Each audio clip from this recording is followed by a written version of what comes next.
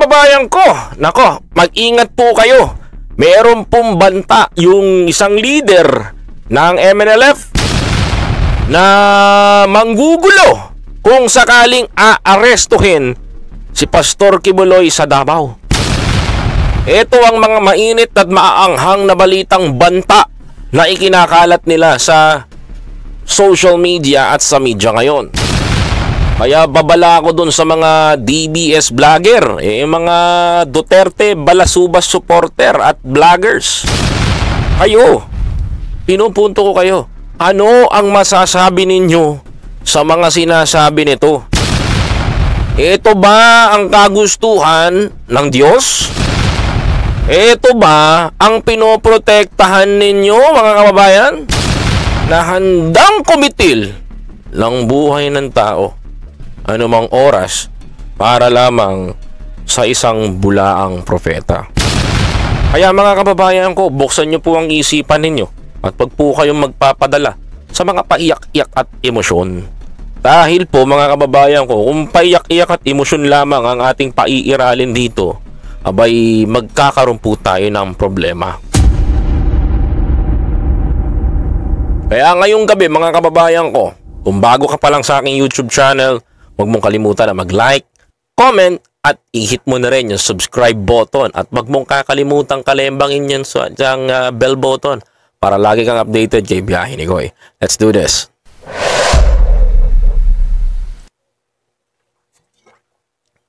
Kung talagang ituloy nila yung warrant of arrest kay Pastor Quiboloy, this will trigger the people power. This might trigger people power. Hindi man pwede pagtakpan yan. Alam na ng buong mamamayan ng Pilipinas. Alam tama o anong mali. Hindi na pwede ma-deceive nila yan. So, ako, I'm praying magkaisa na ang kaambayan ng Pilipino. Magkaisa na.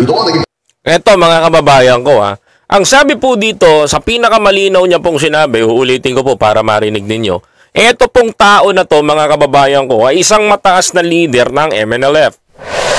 Yung moral liberation, freedom, etc. Freedom fighter, whatsoever. I don't know what's the meaning of MNLF.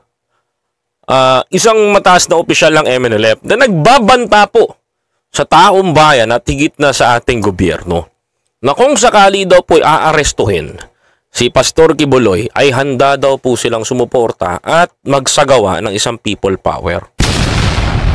People power? Talaga ba? Tuloy mga kababayan ko. Kung talagang ituloy nila yung warrant of arrest kay Pastor Quiboloy, this will trigger the people power. This might trigger. Para lang kay Pastor Quiboloy magti-trigger daw ng people power. Mga kababayan ko, sino ba si Pastor Quiboloy mga kababayan? Bakit lagi nilang sinasabi mga kababayan ko na magkaka-people power tayo pag si Pastor Quiboloy dinakip? Sino ba si Pastor Quiboloy? Ano ba value ni Quiboloy sa Pilipinas mga kababayan ko? Diba? May pag-usapan din natin yan mga kababayan ko. At nagsasabi na po itong mga isang leader ng MNLF mga kababayan ko na magkaka-people power daw. Ang tanong ko, saan nagpi-people power? Sa Davao ba o sa Malacanang? Tuloy. People power. Hindi man pwede pagtakpan yan. Alam na ng buong mamamayan ng Pilipinas. Alam tama o anong mali. Hindi na pwede ma-deceive nila yan.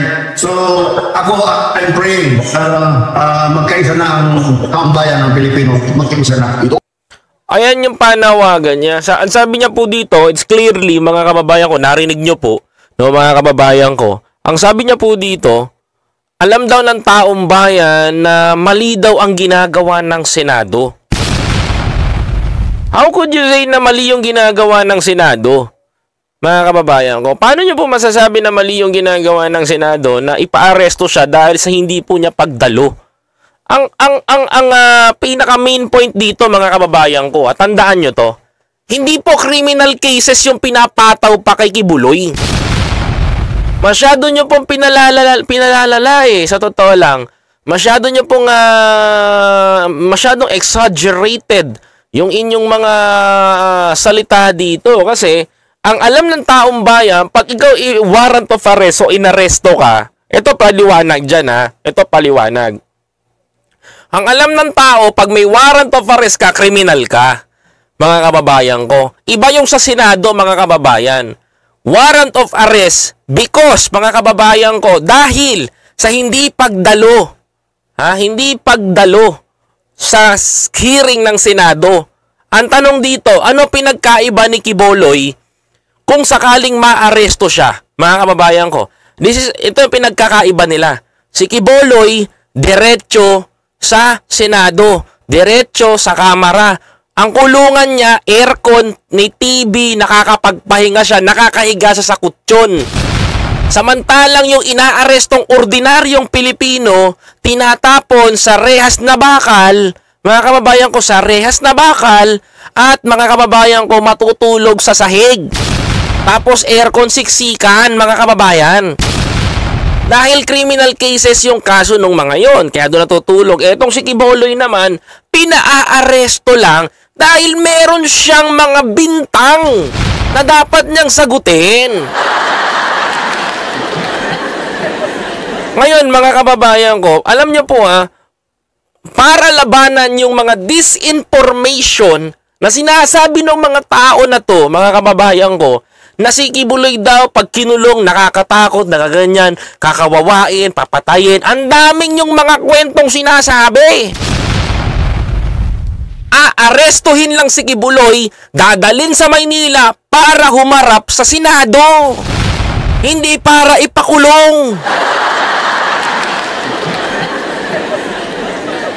Alam nyo, sinasamantala ninyo, sorry for my words. Please pardon me. Sinasamantalan nyo yung kamangmangan ng mga kababayan natin na hindi nakakaalam sa totoong nangyayari. Mga kababayan ko, sinasamantala po ng mga to na sinabi nilang ikukulong, igaganyan, aarestuhin. Siyempre, mga kababayan ko, ang mga kababayan natin doon sa kanila, may trauma. Kapag sinabing aarestuhin ka, mga kababayan ko, maraming classification yan, mga kapatid. Diba? Huwag ka lang manlalaban talaga, mga kababayan ko. Yun lang, di ba? May kalalagyan ka talaga. Tama ako, mga kababayan ko. Tuloy natin, mga kababayan ko, yung sinasabi nitong leader. Naging pahayag ni Roland Aziz Monk Olami, ang Secretary General for Political Mobilization and current State Chairman ng MNLF ng Davao City sa nangyayaring panggigipit ng mababa at mataas na kapulungan ng Kongreso kay Pastor Apollo C. Quiboloy. Ayan, yan ang sinasabi ninyo. Ginigipit si Quiboloy, ginigipit siya. Hindi siya ginigipit dito. The main point here, ang pinagtatalunan dito, merong reklamo kay Quiboloy na ayaw niyang harapin. Kasi napakasimple nga lang naman ito. To be honest, mga kababayan ko, tantanan niyo yung salitang ginigipit. Hindi siya ginigipit dito. No, hindi siya ginigipit dito. Hindi siya sinisiil dito para sa akin. May batas tayo. May bintang sa kanya na dapat niyang at seryosong bintang yun. Ang tanong kasi dito, ayaw niyang humarap sa Senado, ayaw niyang humarap. Bakit? Yun lang naman ang gusto natin malaman at malaman ng taong bayan, magpaliwanag siya. 'Di ba? Kung ang tanong diyan o yes or no, hindi sabihin mo kung hindi mo ginawa, no. 'Di ba? Kasi walang magagawa yung mga abogado mo diyan. Totoo sa totoo lang, ikaw lang ang magsasalita. Yun lang yan, mga kababayan ko. Bakit kailangan na pahabaan, masisiilin? Walang sinisiil kay Quiboloy. Ng the Kingdom of Jesus Christ sa pamamagitan ng pagpataw ng warrant of arrest. Di lumos akalain ni Aziz Monk na gagawin ng Kongreso sa putihing pastor ang kanyang maituturing na unconstitutional na warrant of arrest. Unconstitutional? O ngayon, binabanatan nyo na ngayon yung Senado. Ngayon, inuupakan nyo na ngayon yung buong Senado ngayon. 'Di ba? Yan ang problema sa inyo. 'Di ba? Pag hindi kayo napagbibigyan, sasabihin nyo inakawawa kayo, ultimo yung kakampi nyo dating Senado, tinalikuran kayo. 'Di ba, mga kababayan ko?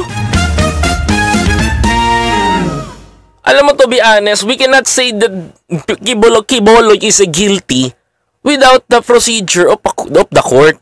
Pero mga kababayan ko, bago ka mapunta ng korte, dadaan tayo sa barangayan system.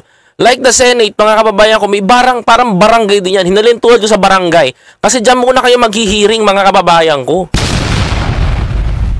Para mapailan ka ng kaso. Ganun ang power niyan. Na binabaliw. Ngaso nga lang, si Senado, nationwide. Wala lang. Diba, mga kababayan ko? O ngayon, tinatabla kayo ng Senado. Unconstitutional ginagawa daw sa inyo. That's too impossible. Oh, Tita Ami Kainfeld said, "Oh my goodness, what unconstitutional." Diba, Tita Ami? Like, yan ang sinasabi ko. Walang unconstitutional doon. Ang tinatanong dito, maliwanag sa hindi. Pinadadalo ka lang. Ayaw mo dumalo. Yun. Tapos sasabihan mo yung mga taga-Senado, kahit ilan pa kayo doon, mga kababayan ko, kahit ilang pang tropa mo, na kaibigan mo doon, kaalyado mo doon, kapag nangyari to, wala. Finish ka na. Tapos ka na. Hanggang dyan ka lang. Tuloy. Dahil sa imbes na in aid of legislation, ay nauwi ito sa in aid of persecution. Hindi siya in aid of persecution. Kayo na nga nagsasabi, hindi nga korte ang Senado. Grabe naman. Hindi na umano sa ako ng mga mambabatas ng Kamara at Senado ang kanilang panggigibit kay Pastor Apollo at sa SMNI na natatanging media na kilalang may lakas na loob na pumupuna, nagsisiwala ng katiwayaan sa kasalukuyang administrasyon. Ayan. Kita niyo yung shifting nila, mga kababayan ko. Nakita niyo yung pag-shift ng balita ngayon ng Sunshine Media Network. Ito, sorry sa mga kaibigan ko doon, ha. Natatapik ko kayo dito, ha. Matatapik ko kayo. Noong panahon na kayo ay kaalyado ng Pangulo, puro-puri kayo kay Pangulong Bongbong Marcos. Noong panahon na panahon na nagkasala kayo at pinuna kayo ng Kongreso, binabanatan nyo na ang Pangulong Marcos. Isa pang tanong ko dito, pinakamatindi. No? Pinakamatindi to, pinakamatinding tanong ko dito. Ang gobyerno ba ang nagkasala sa inyo o kayo ang nagkasala sa gobyerno? Kayo. Bakit, mga kababayan? Bakit kayo binawian ng frequency? Bakit? Ang dami yung paglabag eh. Number one, ni-red tag ninyo yung mga tao na hindi naman dapat na nire-red tag. Can you imagine, mga kababayan ko, kung di ba naman tanga-tanga to si Eric, mga kababayan ko, ni-red tag niya si Martin Romualdez na kasabwat daw ng mga teroristang grupo na CPP-NPA, NDF. Nakasabwat daw nila Franz Castro, nila ganito, nila Raul Manuel. Kung hindi ba naman may saltik yan, i-red tag mo yung House Speaker, tapos sabihan mo na gumagamit ng 2 billion, mga kababayan ko, na expenses o travel expenses sa pera ng taong bayan, at sabihin mo in front ng national television, kung di ka man naman tangi-tangi, o anong ginawa sa'yo? May pagkakamali ka dun. Codes and ethics ang nilabag niya dun. Diba? Ang television, ang pagbabalita sa media, hindi yan katulad ng vlog, mga kababayan. Meron silang codes and ethics na sinusunod. Ano yung codes and ethics na sinusunod nila? Meron yung mga bylaws. Meron yung codes and ethics na sinasabi ko sa inyo na sinusunod na batas, mga kababayan ko. Hindi yan katulad ng vlogger at tira pasok at tira strike, mga kababayan ko. Meron silang tinatawag na may mga bearing pa yung mga yan, mga kapatid, at pumepreno pa yung mga yan, mga kababayan ko. Samantalang sila, mga kababayan ko, ang pangit kasi doon, binitbit nila yung ugali, binitbit ni Eric yung ugali na pag tumira siya, bumabanat siya, binabanatan niya, binabalahura niya lahat. Diba? Hindi ang YouTube na pwede mong kontrolin yung mga sinasabi mo. Pag sinabi mo sa national television, mga kababayan ko, spread out yan, milyon-milyong Pilipino ang nanonood sa inyo every day. Diba? Yan ang hindi nakikita ni Eric. O, nung ni-red tag niya, nung ni-red tag niya si Martin Romualdez dahil dun sa sinabi niya na yon, ano nangyari? Mga kababayan ko, natural. Kahit mag-public appeal pinatawag sa Senado, ay sa Kongreso. Pinatawag sa Kongreso, pinaharap sa mga congressman, nagkaroon ng deliberation ng hearing, si Badoy at si Eric, mga kababayan ko, pinaharap sila doon, tinanong sila kanino galing, tinago ninyo, ayaw nyo sabihin, yung text message, mga kababayan ko yung text message na 2 billion, tinatanong siya, di ba? Tinatanong siya doon. Sinabi niya nang galing sa Senado sa isang babae, mga kababayan. Literally, mga kababayan ko, ano nangyari, mga kababayan ko, nung pumutok yan? Ano nangyari nung pumutok yan? Ngayon, mga kababayan ko, dahil ganyan nung nangyari, pumutok yung ganyang issue sa inyo. Hinarap kayo. Kumbaga, binaton nyo si Martin Romualdez ng tae. Mga kababayan ko, binaton nyo si Martin Romualdez ng tae in front of the media, in national television. Ginawa sa inyo ng Congress. Ganyan pala gagawin nyo, sampahan na namin kayo ng sampahan na namin kayo ng patawag. Nung pinatawag kayo, nahalukay yung baho nyo. Kanya-kanya kayo ng lusot ngayon. Kanya-kanya kayo ng bitaw. Diba mga kababayan ko? Kanya-kanya kayo ng lusot, kanya-kanya kayo ng bitaw, kanya-kanya kayo ng paliwanag. Diba? 108 billion pesos tinanggap ninyo during the campaign for advertisement. Bawal yun. Hindi form of lumabag din kayo sa codes and ethics ng KBP. Diba? Yung pagbanat nyo ng ganun. Hindi porky sasabihin nyo na nagkamali kayo. Araw-araw na lang kayo magkakamali. Magbibingi-bingihan na lang silang comment. Magbibingi-bingihan na lang ang kamera. Magbibingi-bingihan na lang yung mga taong binabanatan nyo, nire-red tag nyo. Yung pagiging toxic nyo sa television, sa social media, hanggang sa television, nakakaabot sa taong bayan. Paano na lang kung naniwala sila sa inyo, in-red tag nyo, o dinasira yung pangalan ng tao. Alam mo, ka Eric, to be honest, winawasak mo kasi yung pangalan ni Congressman Martin Romualdez because alam mo na may tendency pag si Martin ay tumakbong president sa pagka-presidente sa 2028, matinding makakabangga ni Sara Duterte si Martin. Aminin natin to sa hindi, mga kababayan ko, yan ang nakikita ko. Kaya inumpisahan nyo yung demolition job dyan sa SMNI laban kay Martin Romualdez. At kayo na mga nasa Senado, na mga kaalyado nito, mga kababayan ko, na hindi pumapabor kay House Speaker. Ako hindi naman ako lahat, no. I'm not pro House Speaker, pero tinitignan ko yung yung process nila at nakikita ko yung mga nangyayari. Kaya wala akong masabing pangit kay House Speaker. Bakit? Mga kababayan ko, he's doing his job as well for the Filipino people, mga kababayan ko. Yun ang tinitignan ko. Pero pag nagkamali yan si Martin, babanatan ko rin dito yan. Mga ganun lang yun. Di ba? Nakita nyo naman din, di ba? Pinupuna ko rin yan noon. Tapos ngayon, pinag-aangaka, sasabihin nyo, ang SMNI lang ang nagsasabi ng totoo sa taong bayan. How about the UNTV na perfect ang pagkakabalita nila? How about the GMA News? Diba? How about the PTV4? Diba? Hindi lang SMNI ang lumalaban sa insurgency. Hindi trabaho ng television, lagi nyo tatandaan to, hindi trabaho ng television ang lumaban sa insurgency.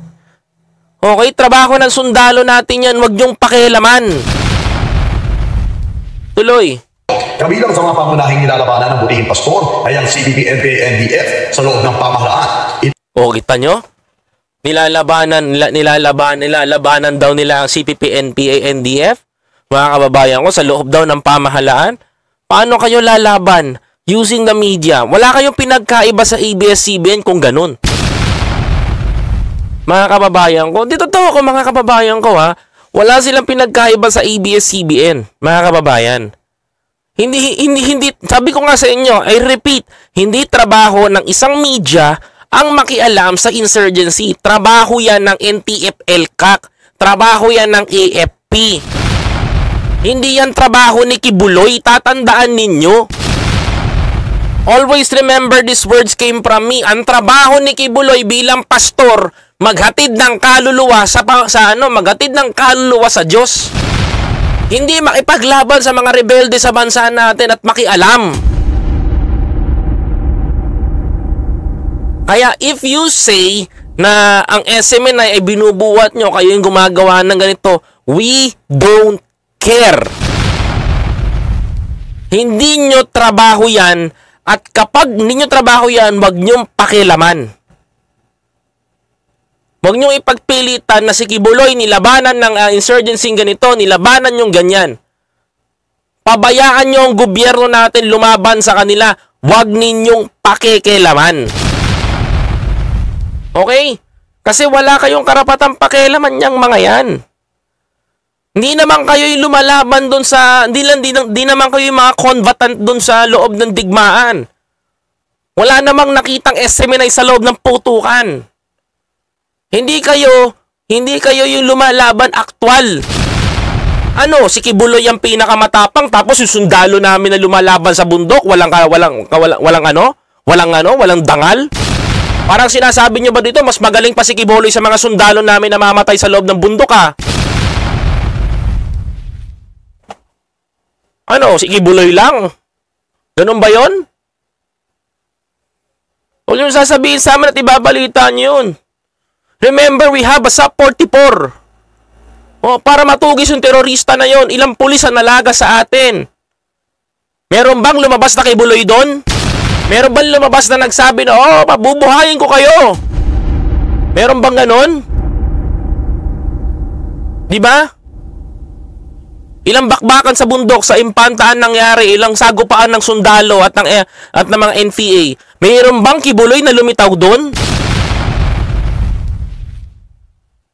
Wala. Tuloy. Rosas ng Gabriela Partoles. O yan, nire-red tag nyo sila, ha? Raul Manuel ng Kabataan Partoles at Franz Castro ng ACT-Teachers na miyembro sa Kamara. Alam mo, sa totoo lang, ayan, ha? Nakita nyo kung paano sila man red tag. Ganyan-ganyan sila man red tag, mga kababayan ko. Ganyan-ganyan sila man balahura. Can you imagine that? Mga kababayan ko, ganyan nila binabanatan, ganyan nila binabalahura ang ating kongreso.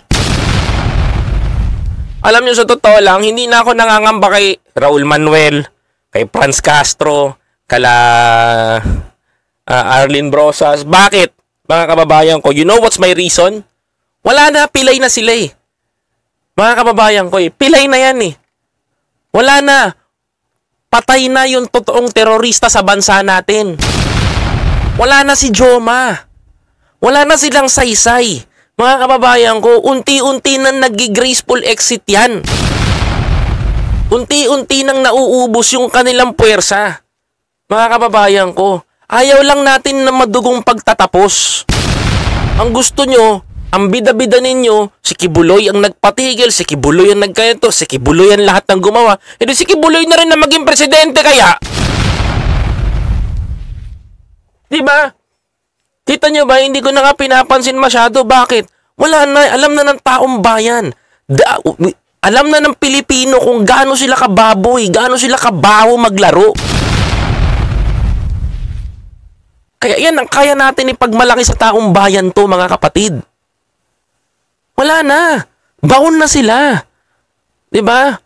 Wala nang dangal na hawak yung mga yan. Kaya wala na tayong dapat pang pagtalunan at para ibagsak pa sila dahil sila na nagbabagsak sa sarili nila. Tuloy. Bilang banda naman ay kilala ang akbayan na ginagamit ng komunistang teroristang grupo sa kanilang mga propaganda na inirepresenta ni Senador Risa Hontiveros. Ayan. That classification, Risa Hontiveros, di ba sinabi ko to sa inyo, mga kababayan ko, may dalawang klase ng aktivista dito sa Pilipinas, mga kababayan. May dalawang klase po. Ano yung dalawang klase na yon? Pinaliwanag ko sa inyo. Yung Makabayan Block, sila. Tapos yung Akbayan. Akbayan is a dilawan activist talaga, mga kababayan ko. Yan yung tinayo at isa si Risa Hontiveros diyan. Hindi magkasundo yan dalawang Makabayan Block at Akbayan. Yan ang lagi niyong tatandaan. Magkaiba po yan, mga kapatid. Itong Akbayan, dilawan lang talaga yan. Purely dilawan. Sila pala ang mga nagsasabi ng Kibuloy na hawak ng mga buhay ninyo. O, diba? Sabi ko kasi, Titami, totoo yan. Kapansin-pansin din anya na ang mga miyembro ng nabanggit na mababa at mataas na kapulungan na nagdiin para sa warrant of arrest ng butihing pastor ay may kaugnayan sa naturang teroristang grupo ng Communist Party of the Philippines na pilit na nilalabanan ni Pastor Polo C. Kibuloy, katuwang ang National Task Force to End Local Communist Armed Conflict. Oh, ita mo. Oh, ganyan ang ginagawa ninyo, 'di ba? Ganyan ang tirada ninyo. Ganyan ang tirada ninyo na sasabihin niyo nilalabanan ni Pastor Kibuloy. Alam mo kung talagang may power yan si Kibuloy, bakit hindi niya kaya sabihin mga kababayan ko na sa NPA na stop? 'Di ba? 'Di ba mga kababayan ko? Totoo. If Kibuloy is tinitingnan nyo ng ganyan, he can say stop. Kung napahinto niya ang ABS-CBN, napahinto niya ang traffic, mga kababayan ko sa EDSA, he can say stop sa mga NPA. Bakit hindi niya magawa, mga kababayan ko? Diba, mga kapatid? Yun ang tanong.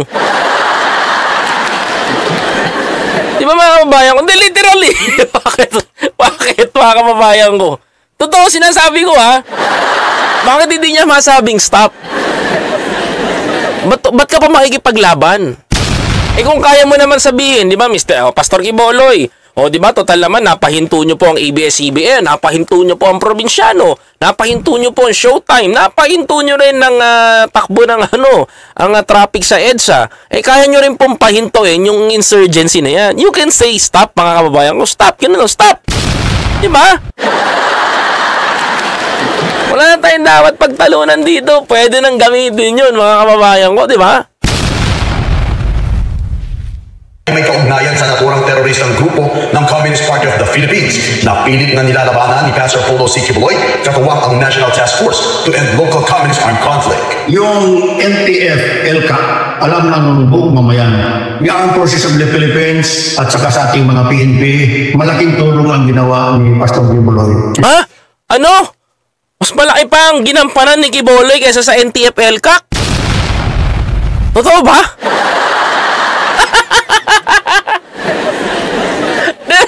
Mga kababayan ko, kasi sinasabi niya dito NTF ELCA, tas inihalin tulad niya si Kibuloy. Malaki bang bagay sa alam mo, malaking bagay ang NTF ELCA sa totoo lang. We cannot deny it, mga kababayan ko. Ang laki na naitulong ng NTF ELCA sa bansa natin. But, mga kababayan ko, no, to control the insurgency, tapusin ang insurgency, mga kababayan ko, using mga kababayan ko, yung tamang pagre-red tag. Diba, mga kababayan ko? Yung tamang pagre-red tag. Diba, bakit, mga kababayan ko? Wala namang masama sa red tag, mga kababayan ko, totoo lang. Ang problema lang dito kay Ka Eric at kay Badoy, nang red tag sila ng kakampi. Mga kababayan, diba? Alam mo, wag nyong masamain tong sasabihin ko, Merong ang SMA na is may political agenda. May political agenda to. Napapanahon yung pag-atake nyo kay Martin Romualdez kasabay ng hidwaan nila ni Vice President Sara Duterte. Ako napapansin ko, pinlano ninyo na atakihin using Ka Eric and Badoy na inired tag nyo at sinabayin nyo, akalaan dahil sa pag-aakala ninyong mainit pa kayo, suddenly, wala na sa inyo ang pulso ng totoong taong bayan. Sa pagpulso nyo ng ganon, kayo ang napahamak doon. Yun lang yun. Tuloy. Supporting the program against communism, against etc. Now, current situation, nagbago, nagbalik ang mga negotiations. Yan pa lang sa pagtulong niya sa NTF ELCA. Nakita ko ang sinceridad, ang laki talaga ng tulong sa ating bayan. Anong? Really? I can't believe it, mga kababayan ko, no? Si Pastor Kibuloy, yan lang pala na itulong niya sa NTF ELCA. Tapos, mga kababayan ko, na-realize daw nung dating inungan leader ng MLLF. Grabe naman kayo dyan, oy. Pastelan. Diba? Pastelan tong mga to. Nangamatay yung mga sundalo namin sa bundok. Makipaglaban sa mga NPA. Tapos si Kibuloy lang pala ang malaki maitutulong ang credit doon. Yung mga sundalo namin nagpakabayani, ito nagpakasanto sa loob ng media. Yawa, oy.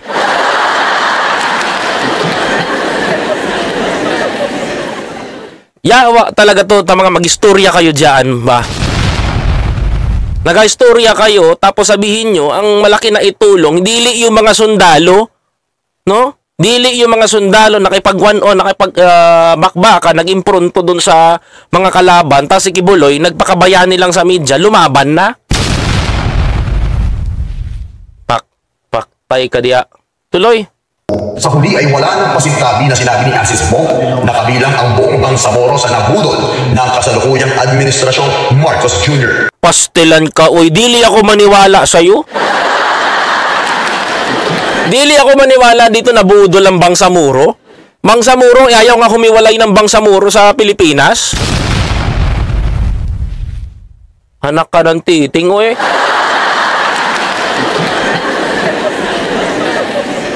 Pag si Normiswari, maniwala pa ako. Pero ito, dili talaga ako. Mahirap, hausyaw. Para sa kanya, dili bayani yung mga sundalo natin. Ang bayani yung si Pastor Kibuloy. Si Kibuloy na walang ginawa, na nagastorya, nagabanat sa loob ng social media, sa TV. Tapos bayani. Bayani sa kanya yung may kaso sa ibang bansa ng dollar smuggling, 'di ba? Human trafficking, pampapalimos sa mga member. Bayani pala sa kanila 'yon. Wala nang magandang maistorya dito sa mga tao na 'to, no? Tuloy. Anyway, in my personal, mukhang nabudol tayo. Nabudol ang buong Bangsamoro dyan because the chairman has expected na i-recover ni BBM ang bad image na nangyari sa father niya, the late President Ferdinand Marcos Sr. Oh, ayan. Si ano daw, nabudol daw. Oh, sabi daw, paano si Normiswari daw nabudol daw nito ni BBM? Mga kababayan ko, to be honest, wala pong binubudol. Walang binubudol dito. Lahat tayong mga Pilipino, mga kababayan ko, nag-aantay ng tamang pagkakataon. Yung mga taong walang alam patungkol sa economic provision na sinusulong ni Pangulong Bongbong Marcos, pag napasa natin to, nailaban natin to, saka nyo sabihin na binudol kayo ni Marcos Jr. Alam mo, sabi gusto, walang nakakaalam nito sa lahat. Kaya pinagsisigawan ko to sa lahat ng mga Pilipino nakikinig sa akin. Hindi magtatagumpay ang isang presidente ng Pilipinas kahit sino pang mahayupo nyo, kahit si Sara Duterte pa, hanggat hindi napapalitan ng ating konstitusyon. Dahil yung konstitusyon natin na hinihingap na dinadaing ninyo, na naghihirap kayo, hindi ang presidente natin ang nagpapahirap sa atin.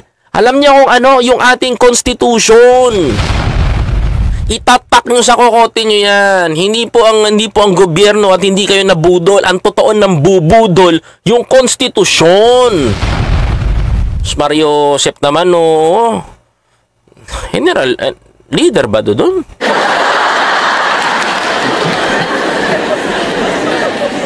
Marcos Sr. Hindi, ako lang natotoo lang ako. Mga kababayan ko. O, eto, balita pa. O, eto kung sakaling manggulo, mga kababayan ko, si Kibuloy, itong mga to, ito sabi. Handa naman sila sakaling matanggap nila ito anumang oras. Naka-standby na rin anya ang kanilang mga tauhan upang umasiste sa mga magsisilbi ng warrant o sakaling magkakaroon ng resistance sa panig ni Kibuloy. Ayan, narinig nyo na, handa na po ang ating pulis. Handa na rin po ang ating kapulisan, mga kababayan ko, sa Davao. Kaya ito ang malinaw pa sa pinakamalinaw pa at sa klarong-klaro, mga kababayan ko, na balita. Hindi po sila tatalikuran ng ating gobyerno at ipapatupad po yung batas kung sakaling dumating na sa kanila. Tuloy.